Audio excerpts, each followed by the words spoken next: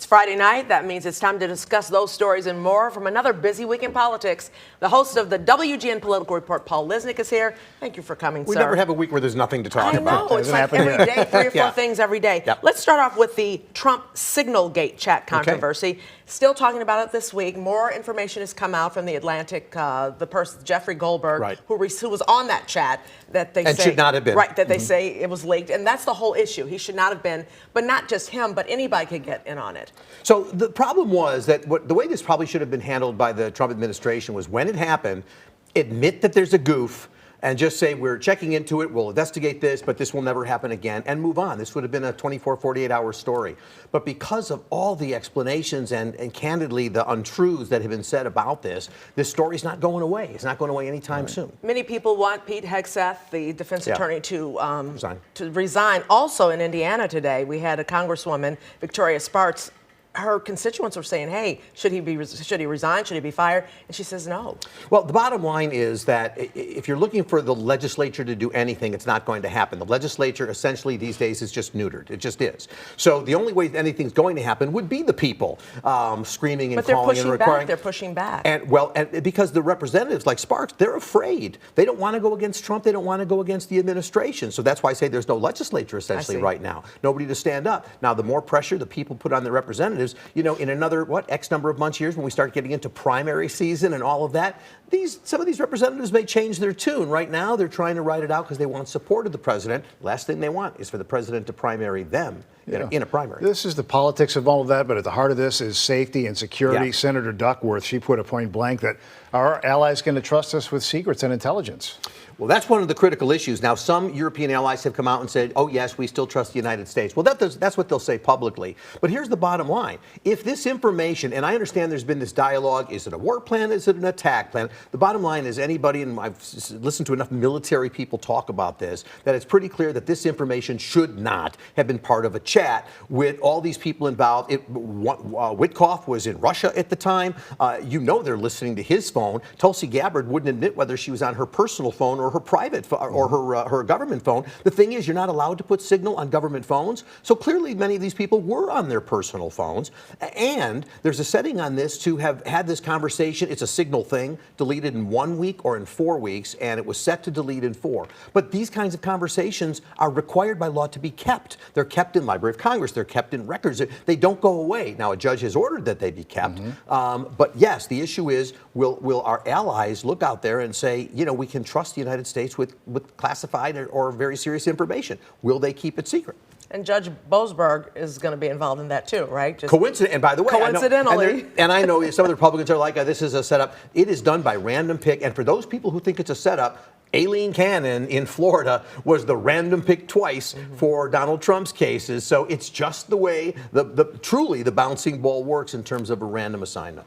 The deportation flights, speaking of Judge Boasberg, we talked about that last week, how Donald Trump had several hundred, what he thinks are gang members from Venezuela sent to El Salvador, but they haven't been brought back. This is still an issue going on. There's a couple of questions. We could talk about this for hours, but here's a couple of general points. First of all, the promise that President Trump made when he came into office was, I'm sending people back to their countries, back to where they came from. But that's not what's happening. They're being sent to El Salvador in pretty tough prison conditions. In addition, as you said, Micah, there are lots of reports coming from a variety of sources that not everybody there is a gang member or is a violent criminal. There are reports that one guy is a makeup artist. Somebody else had a tattoo, but it was his brother's name. So there's all these things, but here's the point. You say, well, I have to assume that they're all problematic. That's what the legal system is for. So people who are mad at Judge Boasberg for saying, how dare he get in the way of President Trump? That's what the administration says. After all, President Trump was duly elected by the people. Yes, he was. But he took an oath to uphold the Constitution of the United States. And all these judges are doing, they're not here to say you can't deport. They're here to say you just got to follow the rules. Because once you send somebody over to El Salvador in a prison, it's hard to have a hearing for them anymore. It's hard to hear their case. They can't even reach their lawyers. That's problematic. So all of the screaming people are doing about the judges in this case, understand all they're trying to do is to say, if you want to do it, President Trump, follow the rules. It raises one last question. why not follow the rules? Yeah. If you're violating the rules and sending people in, there was one person who the judge said keep her in Boston and off to Louisiana. She said, and that's in violation of the order. Tufts University. Tufts University president. Yeah. I guess my question is to the Trump administration: why? Just follow the rules. Why not follow the rules unless there's something to Khalil, hide? another one from Columbia. Yes. Yeah, talk exactly. about the concerns that you have about, freedom of speech, students being arrested and potentially deported as well. So I know these are freedom of speech issues, and they are, and of course, and there's some people who, the question is, what is freedom of speech? And we talked, I think, last week or so about the Nazis trying to march in Skokie back in '77. I won't go through that again. But the bottom line is freedom of speech means freedom of speech. It's tough stuff. Just because somebody is at a rally giving a speech about something, a view that I abhor, completely think it's horrible. Free speech is not about yours saying, I like chocolate ice cream. Free speech is about, but it's not bad. I like vanilla. I prefer vanilla. But anyway, the whole idea of free speech is that you get to say this stuff. Whether or not you're a citizen, if you're in this country, you actually get to say it. Now, I know a lot of Trump supporters think that's wrong. It should be that way. I'll get mail from this. But it is the law. It is the way it works. And here's the thing. If all these people doing these speeches, you want to get them out of the country, okay, there's a procedure for that. And they get a hearing, and they get to present their case, and a judge will rule. And if they get deported, they get deported. But when you don't follow the rules, that brings this into jeopardy. And hopefully you'll ask me about the lawyers at the lawsuits, about the law firms. We'll get there, but let's talk about the tariffs. My mind went right let's there. Let's talk All about right. the tariffs. 25% tariffs on cars, Yeah. car parts, and it's going to increase the vehicles for everybody and the parts. But the question is, he says that everyone is going to be rich with his tariffs. Who is going to be rich? Well, not us, because once again, the way tariffs work is the consumers are going to pay them. And you know what? Some people say, does President Trump understand that? Does he not realize that when you put a tariff on Mexico, that it's not Mexico that pays it? He still does say publicly Mexico or China's going to give us billions of dollars. Yeah, Canada says that they're going to throw tariffs right back at him. Well, exactly. The way it works is, again, when you charge a tariff, they're paid for at the border by the people accepting them. So that's why if I'm making televisions and I send them here and they've got a tariff, it's the importer that then is going to pass them on to Walmart, and Walmart's going to have to pay the tariff. The reason I now believe President Trump does know how all of this works is because he made a comment yesterday or today when he basically said he is now warning the car companies they better not pass this cost on. Well, if you make that comment, then you know that this is a cost that is there to be passed on. So he's expecting car companies to just eat the tariffs. The problem is, as you were indicating, Micah, is that while we assemble cars here, half the parts come from Canada and Mexico and other places. It will take 3 or 4 or 5 years before we will actually have the capacity to make our own cars. Are these tariffs going to stay around for 4 or 5 years while we're trying to build capacity? Cars are expected to go up $3,000 to $12,000 or maybe more.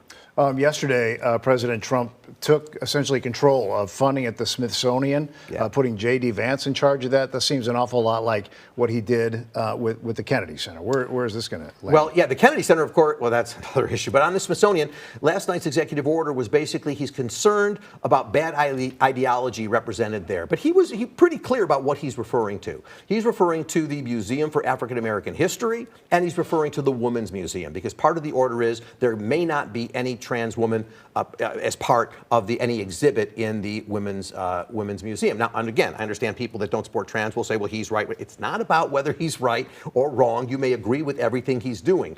Does he have the power to do it? Answer, no. And so J.D. Vance will now step in and start to, probably close exhibits and shut things down. It can't work. The problem is, once again, Congress should be stepping in. We don't have a legislative branch. We keep running out of time, but I want to get to the law firm, Jenner and you. Block, too. Tell us about that. They have filed a lawsuit against his order. Yes, and here's the thing, lawyer hat time. There are some major law firms, like Paul Weiss, and some others that people may or may not know. They have capitulated to the demand. Why is Trump giving them this trouble? Because they represented Jack Smith, they represented Hillary Clinton, and he doesn't like them. You can't do that. Lawyers get to represent who they want, and people get to hire who they want. And what Trump did was he's saying you can't appear in any government buildings. That would include courthouses. So some of the law firms, sadly so, have capitulated and said, okay, President Trump, we're going to put $40 million of pro bono time into causes you care about. And another law firm has said $100 million. We're going to do that for you. I'll tell you what, I know these firms are doing it because they think we can't take the risk. If I was a client of that firm, I'm not sure I stay with that firm. I'd like a firm that fights for me. So the notion of going with a firm that just says, okay, we'll give in, we'll do whatever you tell us to do, would you want that firm to be your lawyer? Does the average person care about big law firms, though?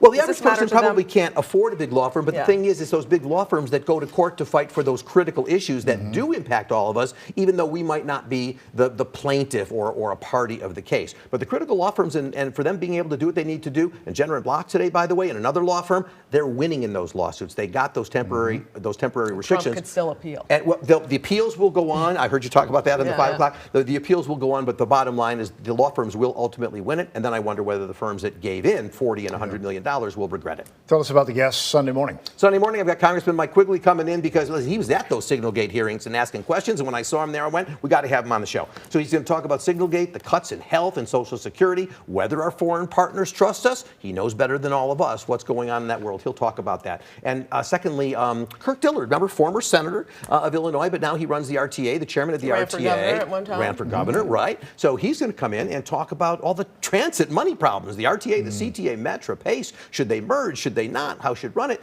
We've got one of the top guys to come in and talk about what's going on. Sounds good. Thank you, Thank sir. you. Have a good Thank you. weekend.